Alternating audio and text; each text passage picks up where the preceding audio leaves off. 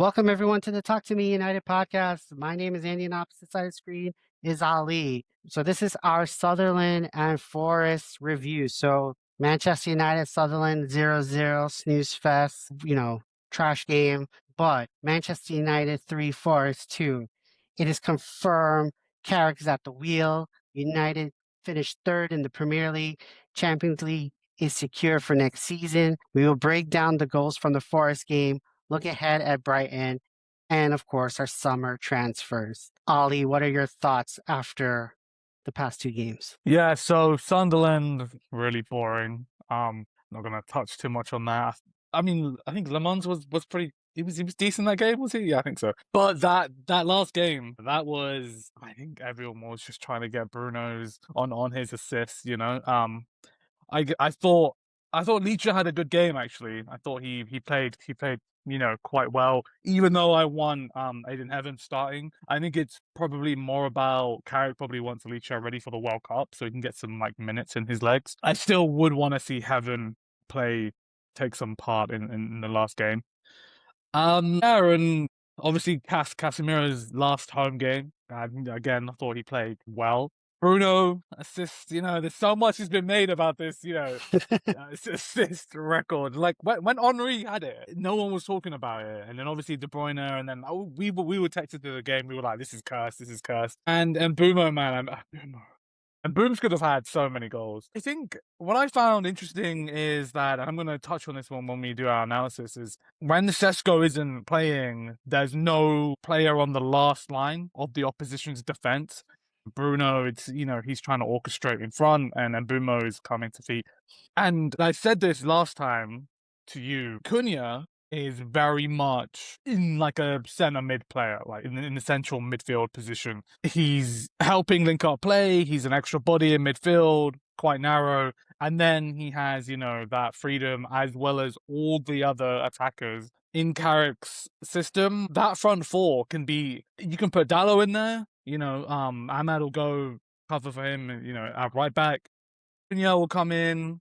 So it's it's a quite different front four. It's quite fluid. I think, Carrick's, introducing that. So yeah, it was, good to see, attacking play and nothing really riding on the game to be honest. But yeah, I just thought it was an entertaining game and I think everyone was just trying to get Bruno for that record and he's, he's played it at least. But yeah, what were your thoughts? Yeah, so I feel like for the Sutherland game, I feel like this is where the low to mid block and in counterattacking does not work against these, low block teams because they'll just congest the areas where they need to congest and block all the lanes and things of that nature. And then if you are very sloppy like we were at Sutherland, I feel like you don't win those games. And it's just like sustainability over 38 games. Like that's how you drop points. That's how you don't win leagues if you're just going to sit back and counterattack. Now I feel like with the Forest game, I think they were trying to push for it. We tried to push as well. So that's why the game was kind of very opened up and go from, back and forth from one end to the other end. And there was a lot of space, a lot of cutting open. When we had that counterattack, I remember you texted me saying like, this is giving you like Tevez, Rooney, Ronaldo vibes of just like the front three interchanging and anyone can probably hurt you at that point. Without But scoring. without They scoring, don't score yes, yes. like those guys. Yes, they don't score. Their finishing is very mid these days. Yeah. But that being said, it's like you see what we can do. We have the quality, even they don't score all the time. They have the quality to be lethal and be dangerous. But I just feel like this cannot be sustainable because I saw on Twitter and stuff, everybody's like, this is Manchester United football. This is entertainment. This is what we want. This is like from the Fergie days, etc. But again, now that the game has passed that, it's kind of hard to see that being sustainable over 38 games and if you're trying to win the league. Now, if, Yeah. Pep going and everybody's standards come down, then maybe you can sneak one in. But if you want to be going back to winning 2, 3 in a row, etc., you have to build stability. And maybe because it's the midfield, maybe because we still are missing a few players here and there, that he cannot fully implement his philosophy. But I think the principles are there, but I just need to see more in terms of it. And then we'll talk about Anderson later. I think there's a lot of hype about Anderson from the media about United. I feel like a lot of it is kind of like like especially if the commentator from social media is like British. Oh A yeah. lot a lot of no, but a lot of it is like rooted in what's it called? Like the British mentality, unconscious bias and things of that nature. Because I've seen a lot of social media are like, we want Anderson because of XYZ. We cannot take Baleba because of A, B, and C, which is kind of rooted in like, I don't want to say racism, but I may say like it's like a different type of like favoritism to when it's like a British owned versus like a foreign player. And Yeah. it kind of bothers me in terms of that narrative and what it fits. Because I'll just be honest with you, what I saw Anderson doing of getting the ball, like tackling, getting the ball and driving it forward, that's not like a six in my opinion. That's more of like an eight or a Yeah. hybrid of a six and an eight. And that's the case, it's like we cannot play with two eights and 10 at this point. Yeah. No, I agree. I think I definitely agree with the English bias, man. That's why I was kind of like resigned to the fact that Carrick was gonna get the job because all the media were pushing for it. And I was just like, okay, this was before he racked up. I think he racked up like a good amount of wins, but Mhm. the performances weren't like amazing. And the English media was just like, we have to give him the job, he's winning. It's just like, yeah, but when you look at the performances, and I think a couple of the pundits, like the more like critical ones were in agreement with us, right? And the ones that were kind of just like, it's all about winning, all about winning, they were like, you have to give him the job. And I think that's like an English based narrative, in my opinion. And it kind of translates to players, like you said. Labour and Anderson are two completely different players. Yeah, Anderson as an eight, yeah, he's decent. And I think, he's got mobility, he's got delivery. I just wouldn't pay that price for that. I just wouldn't. I think, I'd rather get Tonali. I'd rather get Mateus Fernandez from West Ham. You're talking half the money. Be a bit, yeah, that kind of yeah financial sum. Yeah, it's like an English-based narrative, and yeah, it can be frustrating. But yeah, I think that's the kind of environment that we kind of live in right now. But yeah, that low block, that's gonna be a challenge for us to unlock. And I do think without like a focal point like Sesko, it's going to be harder for us. So I would like to see, you know, someone to replace Xerxes, someone we can bring in that can is a presence in the box, right? Because at least he someone just to occupy defenders because Bruno is gonna have space in that number 10 position next to the striker. And yeah, I think whoever we get in midfield is has to have the capacity to play the ball and have that vision. And again, Copy's kind of doing that six role right now, man. So they might just be looking for an eight, which I mean Anderson would make sense. But again, I just wouldn't pay that amount of money. I think you can get two players for that amount, right? People are comparing him to Declan Rice, which I don't get at all. Like two completely different levels, man. Declan Rice, like he did it for West Ham, did it in a Conference League final.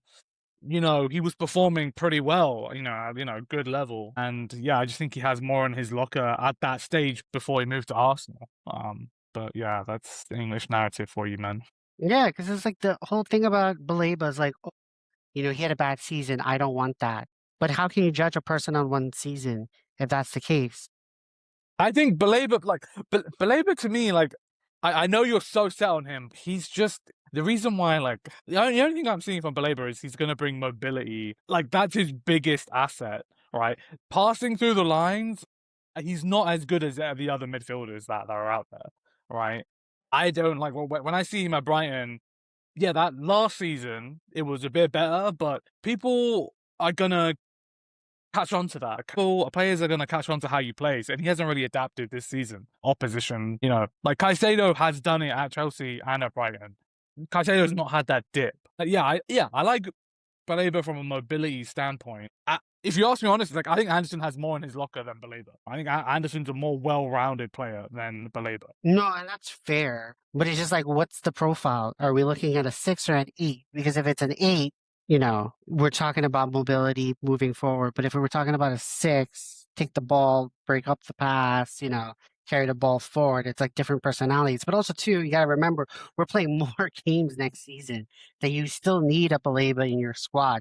to rotate and for different matchups and things of that nature. Like there's things of that like that's what I'm thinking of. Like why can't it just be both? Try to get Anderson and Baleba because you have the money for purses for that.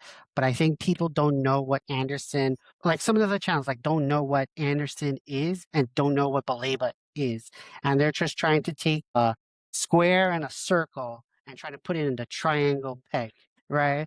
I feel like that's what it is. It's like nobody knows they have these two different things. They don't know what it is, but they know that the triangle peg is a six, right?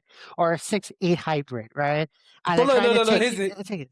I, I get what you're saying. So like, Chelmeni and Baleba can both play six, but Chalmeni is a deep lying playmaker. He can pass the ball around. Baleba isn't that, man. And if you ask me, what do I prefer? I'm telling you, what Casemiro does is invaluable to this squad because he passes forward. And he said about, he went on an interview and he was just like, Right. yeah, a lot of these midfielders these days are just passing sideways and Sideways. stat padding, right?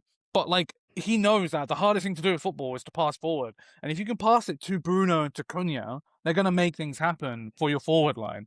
So, Many for me over Baleba. But if you want to go about pressing and have a different like style, then yeah, you want Baleba. You want someone to like have that mobility. And I think Carrick's trying to train Kobe as that six, right?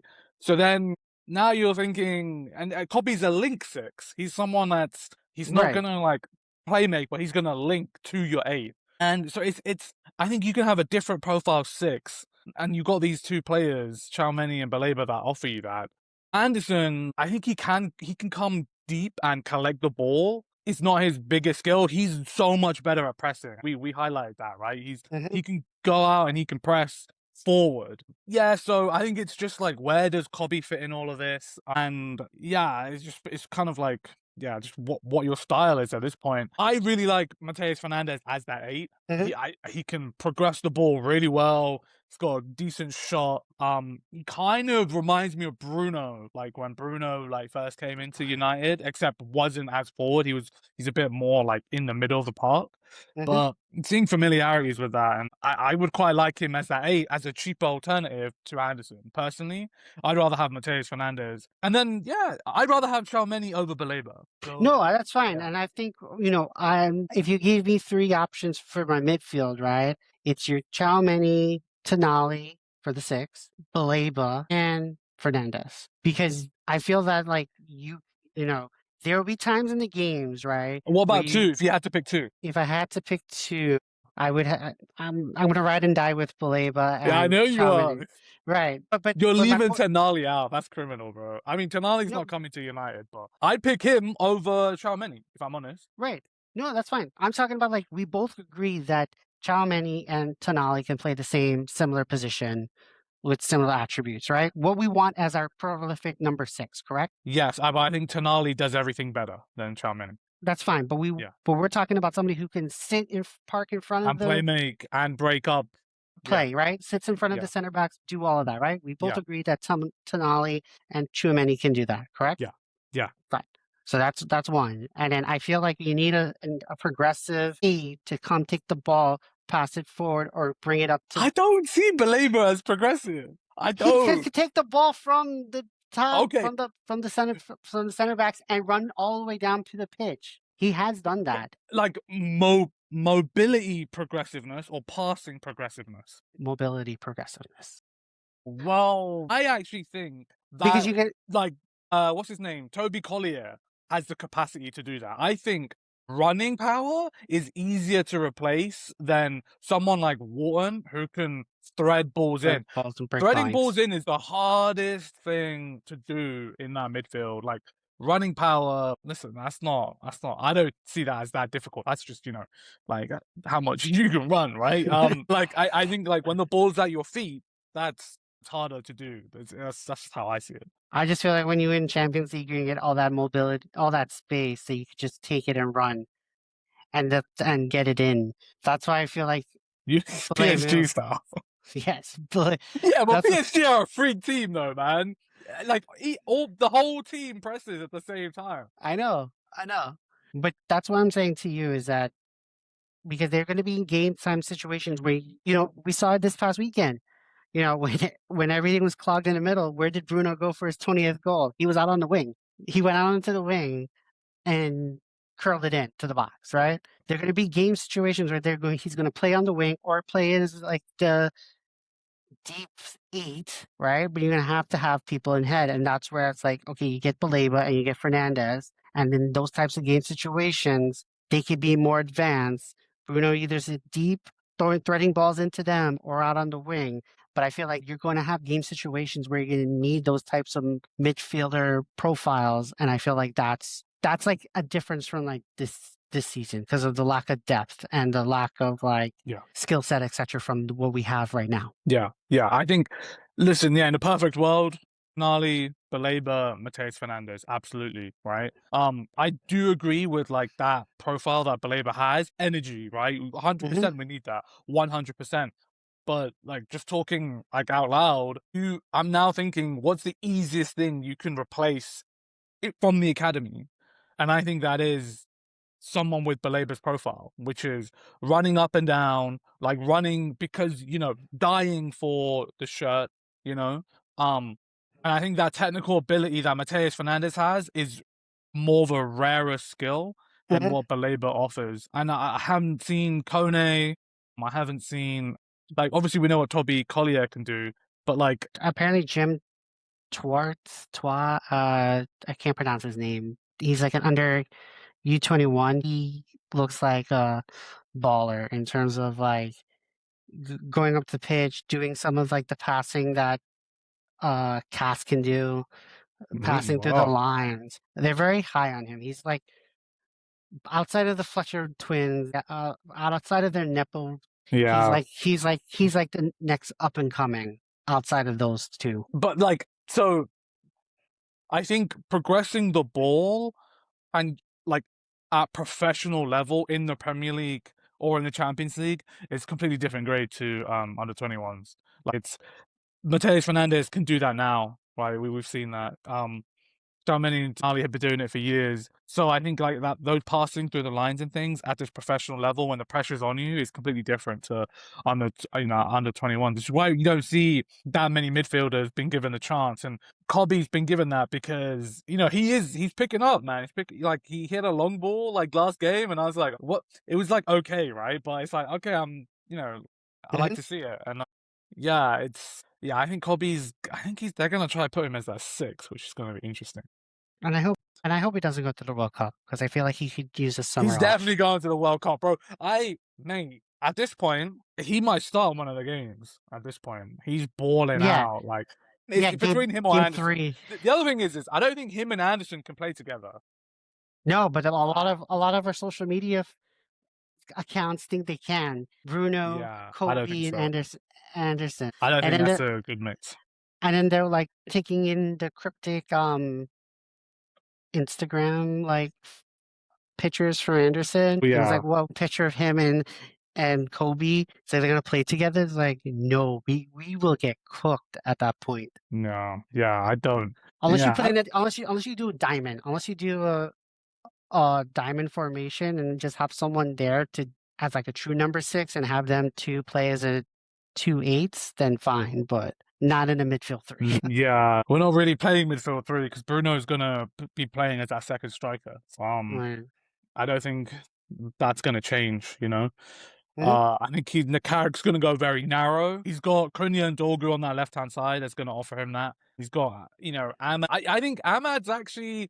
I actually think he's quite useful in like the way because of Dallow's form. That's been proving like he just because of that wing back experience. I think that he gives that fluidity to the forward line because it's just always changing that front four or five, and it's really nice to see. Yeah, and that's why, I don't think Ivory Coast made it to the World Cup. I I want to think say so. yes. I want to say yes. Because I know that Cameroon has not, so and Booms can get a well-deserved rest. He looks like Yeah. he's shot. He looks like he needs a summer just to Yeah, he kind of like, recover. yeah, he used all his energy before the AFCON, and then AFCON hit, and he Yeah, hasn't really reached those levels. right. And the change of manager. But Yeah. look, at the end of the day, I think we're in the right spot. I'm trying to warm up to Carrick's ideas. You know, I don't I like I take it to with a grain of salt of like I don't like how we sit back and counterattack, right? But then when we do have the ball and try to progress forward or like in tight spaces of him sitting narrow, doing either triangles or a square with the players, balls over the top, decoys, things of that nature to just open up space to get these balls through is encouraging. And I think with better skill set players in the summer, that we could see his vision come to fruition. But he has to show me more than sitting back for these teams. Yeah, but I think the counter to that is with what he's got, man, he's done wonders, right? He has done No, it's wonders true. with what he's got. So, you do have to give him props to that. And that I think is like if we do go through a sticky spell where he's trying to progress the ball and we're trying to dominate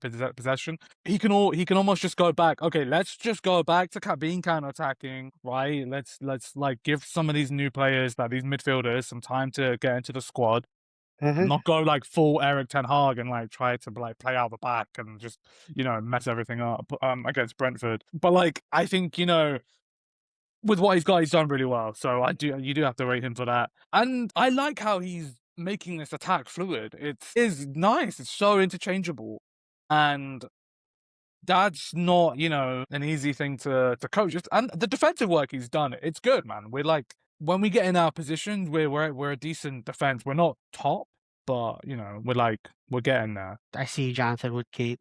That's all you. Or Johnny Evans, perhaps as well. Yeah, yeah. Definitely a mix of the two, I think. Right. Yeah, for sure. All right. Well, actually, talking about playing from the back, we did score a goal. Someone playing out of the back. Right, right. Yeah. I mean, So yeah, I'm that's gonna, actually yeah. that's actually one of the things too I was going to mention of like playing out of the back, going over the top, things of that nature. Like he's just mixing it up and just seeing them doing it and trying to be competent at it is shocking to pick up with the skill set players that we have. I mean, if Casemiro plays at his optimum level, you got a good squad there, right? But he has to play at in possession, right? His weakness is out of possession. So, Mhm. Kobe played a really, really nice pass in that build up, which I'll go over. All right, so let's do it. So all of So, our highlights have been provided by Y Scout. We partnered them with this season to provide all the analysis and clips. So off to you, Ollie, to break it down. I could see everything. I could see. well, all the tabs. I don't see the tag part. I just only see Tabs. the. No, I don't see the Okay, tabs. that's No. fine. Yeah, really well. And you got Luke Shaw giving you the width on the left and Dallo and Ahmad on the right hand side.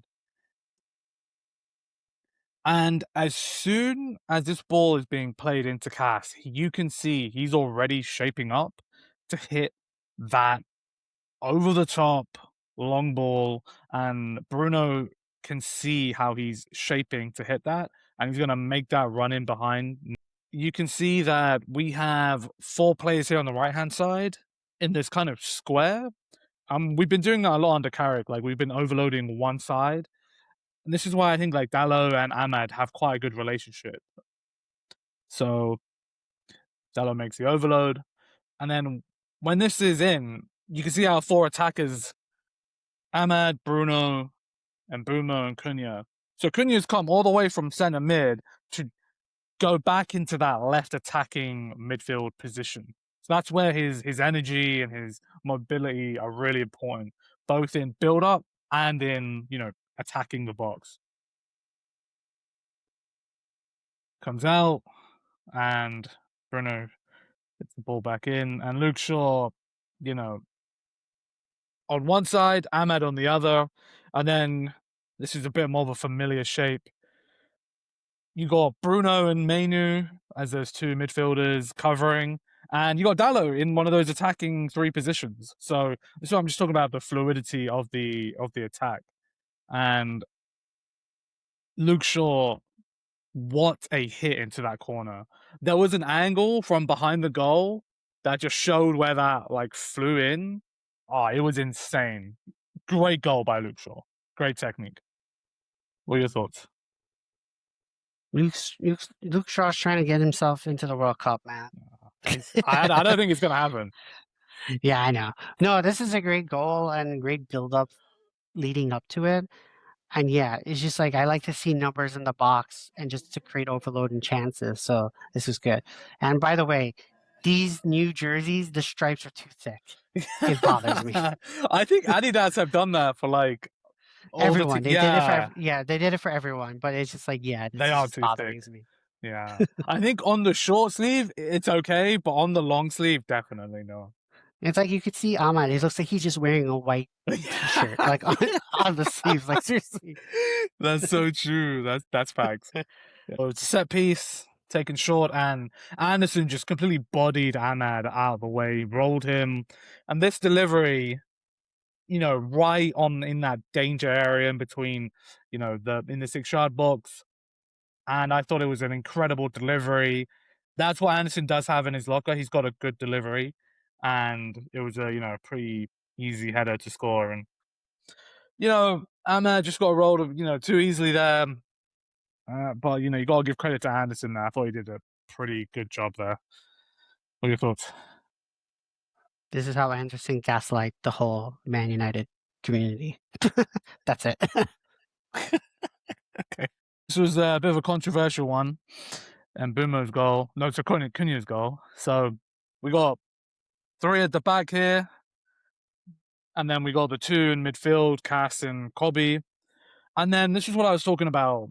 Our 2 strikers, and Mbumo and Bruno, they're not playing on that back line of those Nottingham Forest back 4. The furthest one forward is Dallo, right? Because you've got Ahmad kind of sort of covering in that right back slot. But yeah, the next phase, so not this phase. And again, you got those 4 players overloading the right hand side. That again, it's not a triangle. You got 4 players there. You got an extra body in there, and that's essentially where Bruno is empty for him to orchestrate the next phase, which is going to happen now. So now, again, that's Nottingham Forest's back 4. Haven't really got any players that are occupying the centre backs, but you've got Cunha and Mbumo now about to make these runs in behind with the chief orchestrator Bruno Fernandes making. Had Mbumo scored that, that would have been chalked off. I think we got a bit lucky with that one there. But there was a couple of blocks in there before I got to Cunha. So, and the ball also came off his thigh and hit him on the hand. But I think someone made the argument of had it not touched his arm and just went off his thigh, it would have gone somewhere else. But who cares, man? It's 2-1 Cunha. I think that's Cunha. 11 goals. Like obviously a Boomer scores, so they all get on double digits. But yeah, what did you think of this? You called it throughout the whole season. Let Cunha pick a corner, he's dangerous, and boom. But no, it's a good build-up play and overloading, and this is what I kind of want to see more of. We try to do the next, in August going forward for the next season. Carrick ball playing out the back. Love to see it, man. So playing out the back, Kobe in that 6, and instead of like that box formation that Ruben liked, Casemiro is just straight ahead of Kobe, and that width, you're going to see Dallo appear, and you're going to see Luke Shaw appear later in the picture, but it's kind of this cross between, the other central midfield player and the 2, like left backs and right backs. Cass and Kobe make this midfield triangle, and this just goes back to Cunha helping out in that midfield, right? And I really like that, his tenacity, his energy to do that. And they're just popping it around here. And there's actually a player pass here that just kind of completely takes out these 2 Forest players. And, he's taken like them out and the approaching player behind him completely under pressure. So, really like that. It's really clever. And so I've highlighted Ahmad here because just keep an eye on Ahmad's movement, but also Dallo. Dallo can now see the play is going to progress, and he is like programmed to go forward and join the attack, completely leave his right back position, and fill a space occupying the defenders, which I really like. And so he's just gonna go in that space. And again, Ahmad's like, yo, like, give me the ball, give me the ball. But Cunha is actually just gonna wave to him that you need to go left, right? Because he's got Bruno out there on the wing. So there's a little wave, and then Ahmad realizes, gets in the box, and now here's your front five. You got Bruno, Dallo, Ahmad, then Bumo and Shaw. So, you know, Dallo's in there, Shaw's in there, and this ball from Bruno for his equaling record, assist. It's a great ball, and Bumo gets on the score sheet. Finally, he could have had like so many goals this game, but I really enjoyed that. I think that this is showing that Carrick is giving players a license to go forward as long as there's like reasonable cover, and it makes sense that you're occupying the right spaces, right? You saw Ahmad there a couple of times wanting it to feet, and Cunha's like seeing the vision of how the play is going to progress.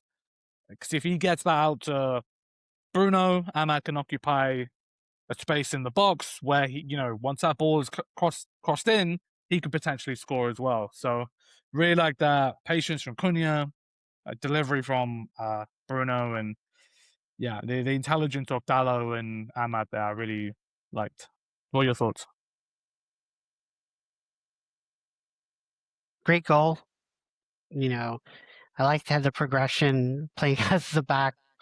I think that was like maybe about 7 touches or so to goal. So something I like to see. And I just like just seeing this goal kind of reminded me of like how all the top teams play, like your Liverpools, Man City, Arsenal, just like getting forward, getting many people in the box, and then just doing those one passes. And it's good to see. And again, just want to see this continue for next season. Yeah, that's an interesting point because I think Dallo is kind of more. It's kind of like doing what Calafiori does on Right. Arsenal side. He's like almost like a second, third striker, right? But he's just doing it from right back, which is quite interesting. And Calafiori is all But over the place, like offensively, right? but I think they're two kind of similar profiles in what they're trying to do. right. But let's be fair. When Ruben had Delo in the advanced position, things of that nature, people were like, what kind of system is this when your right back is all the way in front? Like he should not be in those advanced positions. But we've seen this over and over again from Ten Hag to Ruben to now Carrick. Delo just has that freedom and ability to go forward, and they're entrusting him to continue to do it.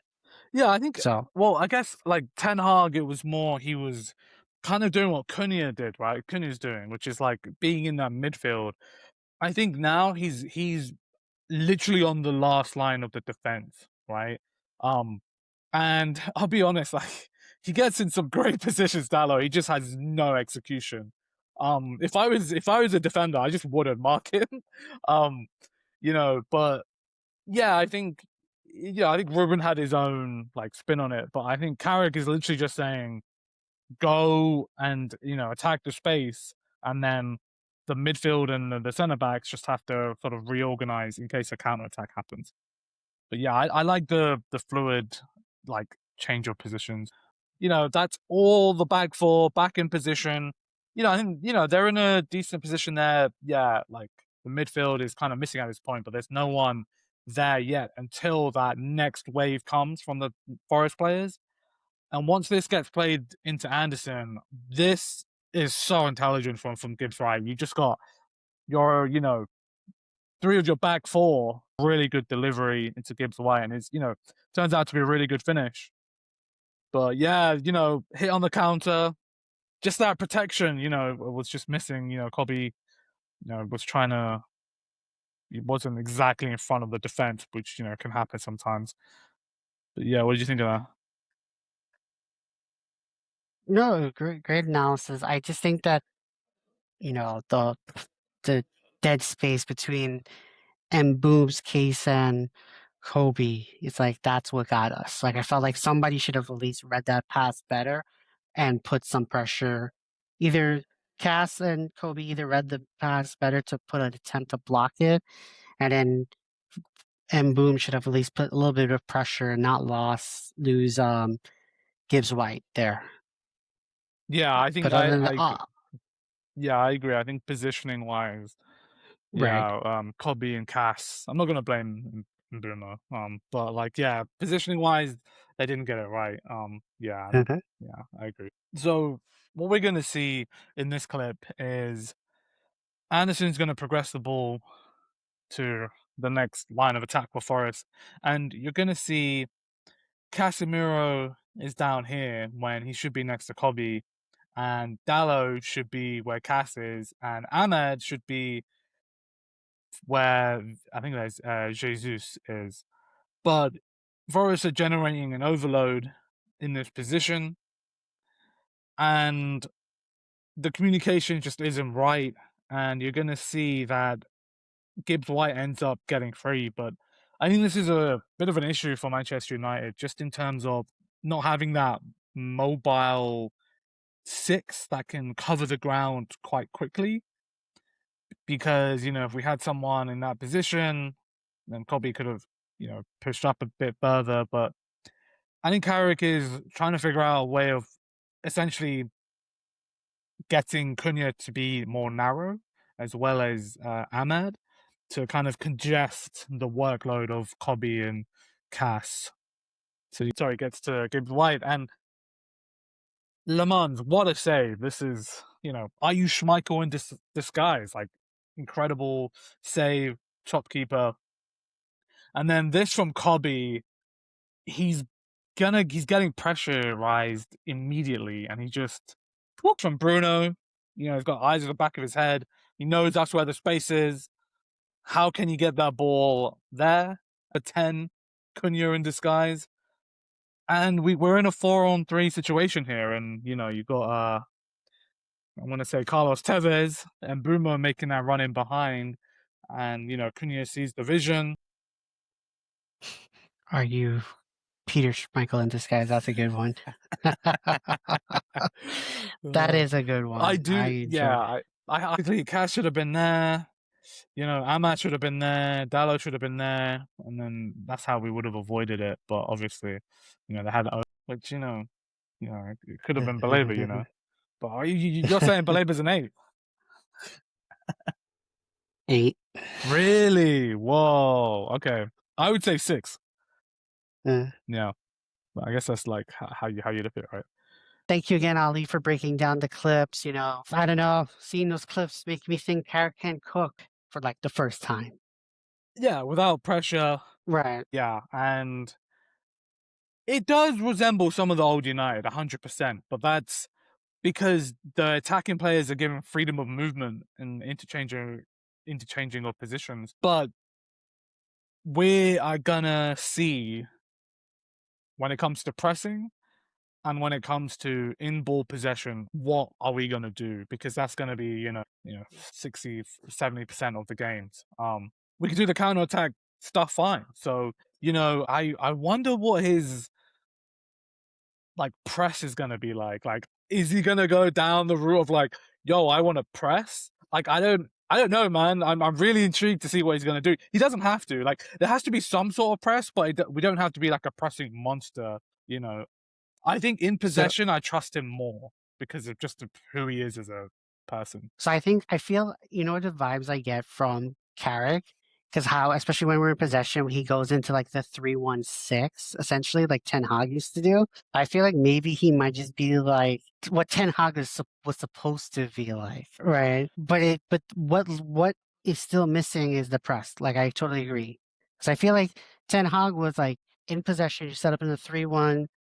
Either you have one of your fullbacks inverted or you have your defensive midfielders inverted back into with your center backs to make the 3.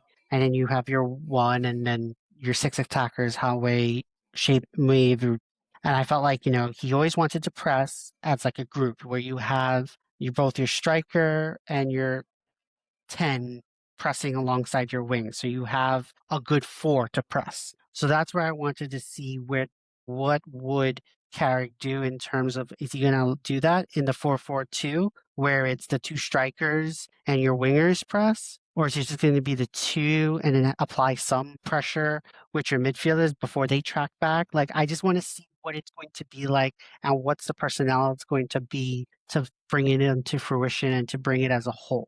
Because I feel like we're not far from there. I've always said that, like, we're not that far. We just need better players and squad depth. Yeah, yeah. I think from what he's shown so far, I think he likes to press with that front four. I think that's what he's trying to see, and Cass doesn't have the legs to do everything efficiently. But what he has shown is he can come up with a solution that suits the team, and Hmm. that's a good skill to have. But this is also a Manchester United Football Club where we should be setting the tone as well.